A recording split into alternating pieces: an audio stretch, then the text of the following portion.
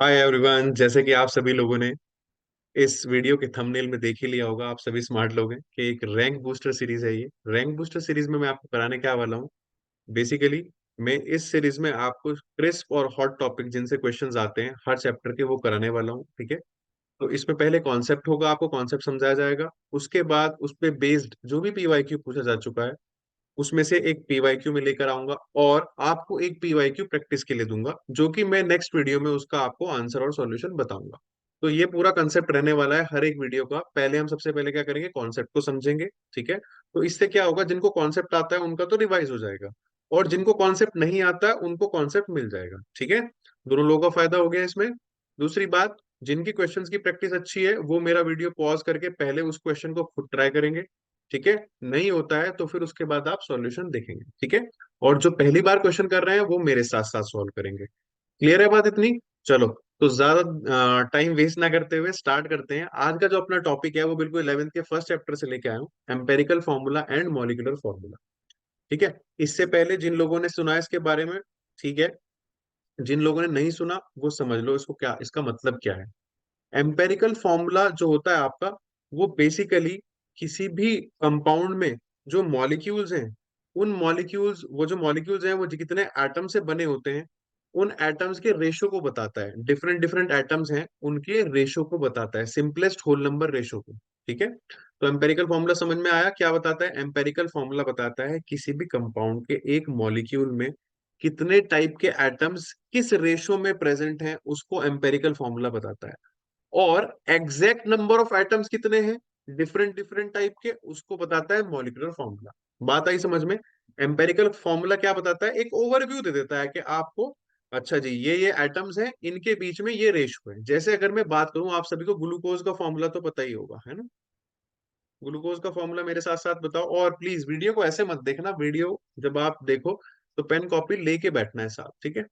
Glucose का formula C6H12O6 है ना? आप तो बायो वाले बच्चों, आपसे ज्यादा किसको पता होगा इसका फॉर्मूला। ठीक है।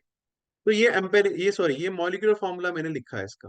ये कैसा है मॉलिक्यूलर फॉर्मूला? तो ये मॉलिक्यूलर फॉर्मूला ये बता रहा है कि ग्लूकोज के एक मॉलिक्यूल में कार्बन के 6 एटम्स हैं, हाइड्रोजन के 12 एटम्स हैं, और ऑक्सीजन के 6 एटम्स हैं। ठीक है। ये एग्जैक्ट नंबर बता रहा है, तो ये मॉलिक्यूलर फॉर्मूला है। लेकिन अगर आप देखो इन सब में एक कॉमन नंबर है 6, अगर मैं उससे डिवाइड कर दूं इसको सबको, तो क्या आएगा आपका 1:1। मतलब कार्बन, हाइड्रोजन और ऑक्सीजन में जो रेशो है वो कितना है, 1:2:1 का। समझ आ गई बात? अगर कार्बन का एक एटम होगा तो हाइड्रोजन के 2 एटम होंगे और ऑक्सीजन का एक एटम होगा। ठीक है। तो ये बेसिक रेशो बता रहा है, इसको बोलते हैं हम लोग एम्पेरिकल फॉर्मूला। यहां से हमारे पास क्या आ जाएगा, एम्पेरिकल फॉर्मूला CH2O। ठीक है। ये हमारा हो गया एम्पेरिकल फॉर्मूला। तो एम्पेरिकल फॉर्मूला क्या बताता है, सिंपल रेशो बता रहा है कि अगर कार्बन का एक एटम हुआ तो सर जी हाइड्रोजन के 2 एटम होंगे और ऑक्सीजन का एक एटम होगा। ठीक है। मॉलिक्यूलर फॉर्मूला क्या बताता है, एग्जैक्ट नंबर ऑफ एटम्स बताता है कि जी एक मॉलिक्यूल में ग्लूकोज के 6 एटम कार्बन के होने चाहिए, 12 हाइड्रोजन के होने चाहिए और 6 ऑक्सीजन के होने चाहिए। तो अब सबको ये फर्क समझ में आ गया होगा। एम्पेरिकल फॉर्मूला क्या देता है हमें, सिंपलेस्ट रेशो देता है। ठीक है। ये क्या देता है, सिंपलेस्ट रेशो देता है between different atoms, between different atoms present. ठीक है। और मॉलिक्यूलर फॉर्मूला क्या देता है हमें, यहां पे वर्ड याद रखना, exact number of atoms, exact number of different type of atoms. ठीक है। Exact number of different type of atoms बताता है। ठीक है। चलो जी, एक और एग्जांपल आपको बता दूं। और हाँ प्लीज सभी लोग सब्सक्राइब जरूर कर दो चैनल को। ठीक है। जो पहली बार आए हो, जो पहले आ चुके हैं, वो प्लीज लाइक शेयर कमेंट जरूर करें, अपने फ्रेंड के साथ शेयर जरूर करें इन वीडियोस को। चलो, तो एक और एग्जांपल आपको बताता हूँ। जैसे आपने इथाइन मॉलिक्यूल देखा होगा, क्या फॉर्मूला होता है, C2H2।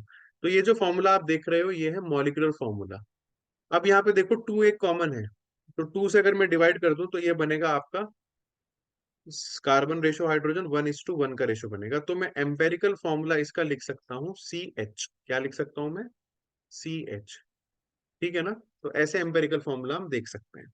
तो एम्पेरिकल फॉर्मूला और मॉलिक्यूलर फॉर्मूला में सिंपल सा रिलेशन होता है एक होल नंबर का। ठीक है। उससे अगर मैं मल्टीप्लाई करा दूं तो एम्पेरिकल फॉर्मूला को मॉलिक्यूलर फॉर्मूला में कन्वर्ट कर सकता हूँ। ठीक है। तो डेफिनेशंस देख लेते हैं। डेफिनेशंस इसलिए जरूरी हैं क्योंकि आजकल फिजिकल से भी आपसे क्या करते हैं, स्टेटमेंट बेस्ड क्वेश्चन पूछ लेते हैं कि ये स्टेटमेंट करेक्ट है कि नहीं, ठीक है, इनकरेक्ट है या करेक्ट है, तो स्टेटमेंट भी देख लेते हैं, डेफिनेशंस भी देख लेते हैं। चलो, तो भाई empirical formula of a compound जैसे ऊपर बता चुका हूँ, gives the simplest ratio of number of different atoms present. तो एक मॉलिक्यूल में जो भी डिफरेंट टाइप के एटम्स प्रेजेंट है उनके बीच में क्या रेशियो है, वो कौन बताता है, एम्पेरिकल फॉर्मूला बताता है। अगर मैं मॉलिक्यूलर फॉर्मूला की बात करता हूं तो मॉलिक्यूलर फॉर्मूला क्या बताता है, एग्जैक्ट, ये वर्ड मैंने आपको लिखा था, shows the exact number of different type of atoms present in a molecule of a compound, ठीक है, वो एग्जैक्ट नंबर बताएगा आपको। अभी मैं एक रिलेशन आपको बता रहा था कि एक नंबर होता है जिससे अगर हम मल्टीप्लाई कर दें एम्पेरिकल फॉर्मूला को तो हमें मॉलिक्यूलर फॉर्मूला मिल जाएगा, उसको इन्होंने एन बोला है यहाँ पे, ठीक है, molecular formula is equal to n into empirical formula. तो बच्चों ये हो गई रिश्तेदारी इनके बीच में, ठीक है, ये हो गई रिलेशनशिप इनकी। Molecular formula is equal to n into empirical formula, मतलब उस होल नंबर से अगर मैं एम्पेरिकल फॉर्मूला को मल्टीप्लाई कर दूं, एन क्या होगा यहाँ पे, एक आपका होल नंबर होगा सिंपल। तो अगर उस होल नंबर से एम्पेरिकल फॉर्मूला को मल्टीप्लाई कर दूं तो मॉलिक्यूलर फॉर्मूला बन जाएगा, ठीक है। चलो, तो ये सबको समझ में आ गई इतनी बात, पक्का है।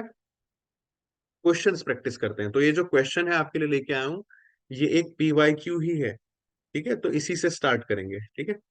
चलो जी, एन, और ये एनसीईआरटी का क्वेश्चन है, an organic compound contains 4.07% hydrogen, 71.65% chlorine and remaining carbon, ठीक है। तो मैं आपको इसको करने का तरीका बताता हूँ। सबसे पहले हम क्या करेंगे, एक टेबल बनाएंगे बच्चों, हर क्वेश्चन में आपको वही करना है, एक टेबल बनानी है, ठीक है। उस टेबल में आपको कॉलम्स बनाने हैं अलग अलग। तो सबसे पहले लेफ्ट हैंड साइड में आप लिख लो एलिमेंट जो भी आपके प्रेजेंट हैं, कौन कौन से हैं, कार्बन है, हाइड्रोजन है और क्लोरीन है, यही तीन है, ठीक है। अब जो भी आपको परसेंटेज दी है उसी को हम मास मान लेंगे, हम अज्यूम कर लेंगे कि 100 ग्राम इसका मास है, तो जो भी परसेंटेज दी होगी वो मास बन जाएगी। भाई अगर आप किसी इस कंपाउंड का मास मैंने 100 ग्राम मान लिया, उसमें से 4.07% हाइड्रोजन है, मतलब 4.07 ग्राम क्या हो गई, हाइड्रोजन हो गई, ठीक है। तो जो भी परसेंटेज दी है उसको मास मान लेंगे हम, ठीक है। तो मैं यहाँ लिख रहा हूँ परसेंटेज मास, ठीक है, वो कितनी कितनी दी है, कार्बन की, अच्छा रिमेनिंग कार्बन, तो देख लो, ऐड करके देख लो, 4.07% और 71.67%, तो ये बचेगा आपका 24.27%, यानी कि 24.27 ग्राम, अगर 100 ग्राम मास माना है हमने। हाइड्रोजन कितना है, 4.07 ग्राम, और क्लोरीन कितना है, 71.65। ठीक है, सबको समझ में आ रहा है। नेक्स्ट जो कॉलम हम बनाने वाले हैं वो बनाने वाले हैं बच्चों मोल्स का। मोल्स आपको पता ही है, एन का फॉर्मूला होता है बच्चों given weight upon molar mass, है ना। तो गिवन वेट जो भी परसेंटेज दी है वो आपका गिवन वेट हो गया, और मोलर मास आपको पता ही है, ठीक है ना। अब ये मत कहना कि वो नहीं पता। तो कार्बन का कितना होता है, 12 होता है ना, तो 24.27 को अगर मैं 12 से डिवाइड कर दूं तो मेरा मोल्स आ जाएंगे। ऐसे ही यहाँ 4.07 को 1 से डिवाइड कर दूंगा हाइड्रोजन के मास से, और 71.65 को मैं डिवाइड कर दूंगा किससे, 35.5 से, ठीक है। तो यहाँ पे मेरे मोल्स आने लगेंगे। कितने कितने मोल्स आ रहे हैं, चलो नेक्स्ट टेबल में लिख लेते हैं, ये इसी टेबल में लिख लेते हैं। मोल्स यहाँ पे आएंगे लगभग आपका 2.02, ठीक है, 12 दूनी 24, ठीक है, तो 2 भी लिख सकते हो उसको अप्रोक्सीमेटली, ठीक है। यहाँ कितना आएगा, 4.07, और इधर भी आएगा आपका 2.02 जब आप सॉल्व कर रहे हैं, ठीक है। इतना समझ में आ गया। अब इन मोल्स को हम लोग किस में कन्वर्ट करेंगे, सिंपल रेशो में। किस में कन्वर्ट करना है बच्चों, सिंपल रेशो में कन्वर्ट करना है इसको, ठीक है। तो जब कन्वर्ट करते हैं सिंपल रेशो में तो तरीका सीखो कैसे करना है। आपको क्या करना है, इनमें से सबसे छोटा नंबर देखना है, 2.02, 4.07 और 2.02 से में से उस सबसे छोटे नंबर से पूरी टेबल को डिवाइड करना है, ठीक है। पूरी टेबल इन द सेंस 2.02, 4.07 और 2.02 को तीनों को डिवाइड करना है आपको उस नंबर से, ठीक है। तो इनमें सबसे छोटा 2.02 ही है, तो 2.02 को 2.02 से डिवाइड करोगे तो 1 आएगा, 4.07 से करोगे तो अप्रोक्सीमेटली 2 आएगा, ठीक है, और यहाँ फिर से 1 आ जाएगा। तो मैंने पूरी टेबल को क्या किया, 2.02 से डिवाइड कर दिया, जो भी इनमें से सबसे छोटा नंबर हो, इनमें से, ठीक है, उससे सबको डिवाइड करना है। तो ये आ गया 1 to 1। तो आ गया भाई बच्चों हमारे पास 1 to 1 क्या आ गया, रिलेशन आ गया किस किस के बीच में, कार्बन, हाइड्रोजन और क्लोरीन के। तो C1 है आपका, हाइड्रोजन 2 है और Cl 1 है। तो ये जो आया आपके पास निकल के, इसी को बोलते हैं बच्चों एम्पेरिकल फॉर्मूला। सबको समझ में आया, निकालने का यही तरीका है, ठीक है, और बहुत से तरीके लोग ट्रिक्स बताएंगे, बट मैं कहूंगा आपको कि आप तरीके से करना। ठीक है, गलती नहीं होगी, गलती के चांसेस इसमें जीरो है, एरर फ्री है। CH2Cl हो गया आपका ये एम्पेरिकल फॉर्मूला आ गया आपका। अच्छा, अब जब हम एम्पेरिकल फॉर्मूला निकाल लेते हैं तो एम्पेरिकल फॉर्मूला मास निकालते हैं यहाँ से, है ना। एम्पेरिकल फॉर्मूला मास कितना हो जाएगा बच्चों? कार्बन का 12, एक ही कार्बन है, दो हाइड्रोजन है उनका दो, और एक क्लोरीन है, तो 35.5। इसको जब आप ऐड करोगे 14 प्लस 38, तो ये हो जाएगा 49.5। ठीक है, अब देखो उसने क्वेश्चन में भी आपको दिया है 98.96। ठीक है, it's molar mass is, actually ये मोलर मास है बच्चों, तो ये गलत लिखा है, परसेंट नहीं है। उस कंपाउंड का मोलर मास कितना है? 98.96 है ना, ग्राम पर मोल, मतलब उसके एक मोल का मास है 98.96। तो मैं यहाँ लिख रहा हूँ molar mass is equal to 98.96। तो अप्रोक्सीमेटली कितना हो गया? इसको 99 लिख सकते हैं, इसको 99 लिख लेता हूं मैं। ठीक है, अब यहां से हम एक टर्म निकालेंगे n, जो ये फॉर्मूले में n था, ये n निकालेंगे। n निकालने का तरीका क्या है बच्चों? n निकालने का तरीका है मोलर मास, जो भी दिया होगा आपको, अपॉन एम्पेरिकल फॉर्मूला मास। तो मोलर मास इज 99 अप्रोक्सीमेटली, अभी देखा हमने, और ये 49.5। तो जब आप इसको डिवाइड करोगे तो ये 2 आएगा। कितना आएगा? 2। तो n की वैल्यू आ गई बच्चों 2। ठीक है, अब फॉर्मूला क्या है आपका? Molecular formula is equal to n into empirical formula. Empirical formula हम निकाल चुके हैं। ठीक है, क्लियर है बात? तो molecular formula is equal to n into empirical formula. ठीक है, दोबारा लिख देता हूँ इस फॉर्मूला को। 2 इंटू एम्पेरिकल फॉर्मूला क्या आया था? CH2Cl। तो इस पूरे को मल्टीप्लाई करना ध्यान से, तो C2 हो जाएगा, H4 हो जाएगा, और Cl2 हो जाएगा। तो हमारा आंसर क्या आएगा? C2H4Cl2। और खास बात बताता हूँ आपको, अगर आपको अपना आंसर चेक करना है तो इसका मास निकाल के देख लो, 98 99 98.96 जो हमारा दिया हुआ है वही आएगा, है ना, 99 अप्रोक्सीमेटली। ठीक है, तो ये हो गया आपका आंसर, 9 C2H4Cl2। आई होप ये सबको समझ में आया होगा। मैं एक बार फिर से रिपीट कर देता हूँ। जो भी परसेंटेज आपको दी होगी आप उसको मास मान लेंगे, तो अज्यूम कर लेना let the mass of compound में 100 ग्राम। तो जो भी परसेंटेज दी होगी वो मास बन जाएगी आपकी। ठीक है, तो यहाँ पे जो एलिमेंट्स हैं उनको, डिफरेंट एलिमेंट्स को हमने एक एक करके लिख लिया, कार्बन, हाइड्रोजन और क्लोरीन को। ठीक है, आपको जनरली दो या तीन ही देखने को मिलेंगे इसमें। उनकी जो परसेंटेज है वो लिख ली हमने। उसके बाद मैंने उसका मोल्स निकाले। मोल्स निकालने का आपको तरीका पता है, given weight by molar mass. ठीक है, तो जो भी परसेंटेज है उसको मास से डिवाइड कर देंगे, तो हमारे पास मोल्स आ गए। फिर मोल्स को हमने सिंपल रेशो में कन्वर्ट किया। कैसे? सबसे छोटे नंबर से सबको डिवाइड कर दिया, तो हमारे पास सिंपल रेशो आ गया। वही सिंपल रेशो जो है आपका, वो क्या बन गया? Empirical formula CH2Cl। फिर हमने एम्पेरिकल फॉर्मूला मास निकाल लिया, और एम्पेरिकल फॉर्मूला मास को मोलर मास से डिवाइड कर दिया, जो कि 98.96 था, उसको मैंने 99 मान के डिवाइड कर दिया। तो मेरा n की वैल्यू आ गई 2। अब मुझे पता है n होता है, मोलिकुलर फॉर्मूला होता है n इंटू एम्पेरिकल फॉर्मूला। ये बहुत इंपॉर्टेंट है, तो सब लोग इसको याद रखेंगे फॉर्मूला को।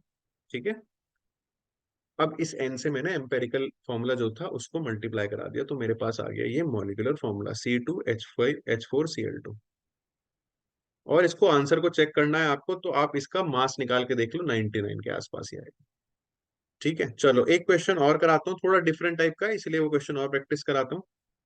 फिर उसके बाद आपको होमवर्क दिया जाएगा। ठीक है, तो सभी लोग एक क्वेश्चन और देखो, बड़ा अच्छा क्वेश्चन है ये भी। An organic compound has an empirical formula CH2O। ठीक है भाई, ऑलरेडी उन्होंने तो खुद ही दे दिया, CH2O एम्पेरिकल फॉर्मूला है। उसकी वेपर डेंसिटी दी है 45। तो जो जो चीजें दी हैं वो लिख लेते हैं। एम्पेरिकल फॉर्मूला दिया है CH2O, और वेपर डेंसिटी दी है कितनी? 45। The molecular formula of the compound is. अब देखो, आप सबसे पहले यहाँ पे मोलर मास निकालो। क्या निकालोगे? मोलर मास, क्योंकि मैं एम्पेरिकल फॉर्मूला मास आराम से निकाल सकता हूँ, एम्पेरिकल फॉर्मूला मास दिया है ना। और आपको पता है मोलर मास को मैं, अगर मुझे मोलर फॉर्मूला निकालना है, मॉलिक्यूलर फॉर्मूला, तो मैं n इंटू एम्पेरिकल फॉर्मूला कर दूंगा। तो मोलर मास निकालेंगे सबसे पहले। उसका फॉर्मूला होता है बच्चों 2 इंटू वेपर डेंसिटी, ये याद रखना, इंपॉर्टेंट फॉर्मूला है। अभी रिसेंटली भी इससे सवाल आया था। तो मोलर मास कितना हो जाएगा आपका?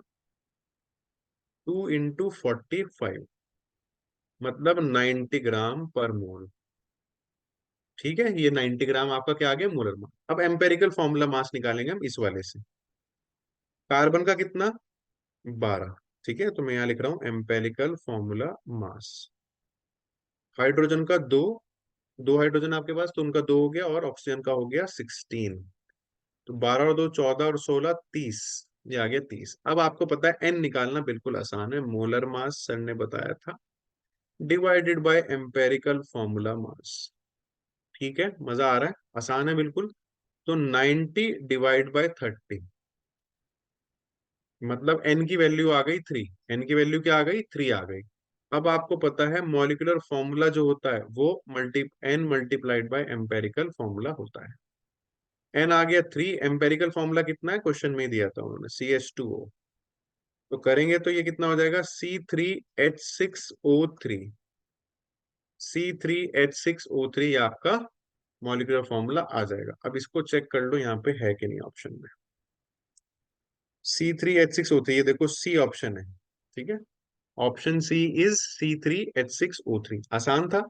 मैंने क्या किया इसमें, नई चीज क्या यूज करी, मोलर मास का फॉर्मूला 2 इंटू वेपर डेंसिटी से मैंने निकाल लिया, बस ये चेंज किया। उसके अलावा वही सब, एन निकालना, एन निकालना आपको अभी सिखाया। एन क्या होता है, मोलर मास और empirical formula mass. Empirical formula mass कैसे निकलेगा, जो भी एम्पेरिकल फॉर्मूला दे रखा होगा, अगर नहीं दे रखा तो हम निकाल लेंगे परसेंटेज से, पर यहाँ क्वेश्चन छोटा ही बनाना था उन्हें, क्योंकि टाइम का भी ध्यान रखना होता है ना, ठीक है। तो विद इन 1 मिनट आप सॉल्व कर पाओ उसको, 45 सेकंड सॉल्व कर पाओ, तो इसीलिए एम्पेरिकल फॉर्मूला ऑलरेडी दे रखा था। तो एम्पेरिकल फॉर्मूला से एम्पेरिकल फॉर्मूला मास निकाला हमने, ठीक है। उससे हमने क्या निकाला, एन की वैल्यू निकाल ली, जो कि होल नंबर आपका लिंक है किस किस के बीच में, मॉलिक्यूलर फॉर्मूला और एम्पेरिकल फॉर्मूला के बीच में, ठीक है। ऐसे हमने एन निकाला और एन को मल्टीप्लाई करा दिया एम्पेरिकल फॉर्मूला से। अब जो नेक्स्ट क्वेश्चन है उसके बारे में आपको बिल्कुल ऐसे ही करना है, ये आपका होमवर्क है। क्वेश्चन क्या है, क्वेश्चन देख लो, ठीक है। Find the empirical formula and the molecular formula of an organic compound from the data given below. ऐसे ही आपको डेटा दिया हुआ है, कार्बन दिया है 75.92, हाइड्रोजन दिया है 6.32 और नाइट्रोजन दिया है 17.76। अगेन वेपर डेंसिटी दे रखी है 39.5 ग्राम, ठीक है। ये 39.5 जो भी है, 39.5 दे रखा है आपको ये वेपर डेंसिटी। तो वेपर डेंसिटी से मॉलिक्यूलर वेट निकालना सिखा दिया आपको, बाकी परसेंटेज से आप एम्पेरिकल फॉर्मूला निकाल लेंगे। बिल्कुल आराम से ये क्वेश्चन आपका हो जाएगा। जिन लोगों का ये क्वेश्चन ना हो, या जिन लोग, जो लोग कर भी लें क्वेश्चन को, नेक्स्ट वीडियो को स्टार्ट करने से पहले मैं सबसे पहले इस क्वेश्चन का सॉल्यूशन आपको बताऊंगा, जो भी आंसर होगा। तो प्लीज इसको सॉल्व करें, और इसी वीडियो के कमेंट सेक्शन में उस अपने आंसर जरूर लिखें, ठीक है। जो लोग सॉल्व कर पा रहे हैं वो अपने आंसर्स को जरूर लिखें, मैं आंसर्स को चेक करूंगा और रिप्लाई भी करूंगा, ठीक है। तो भाई ये आज की वीडियो थी।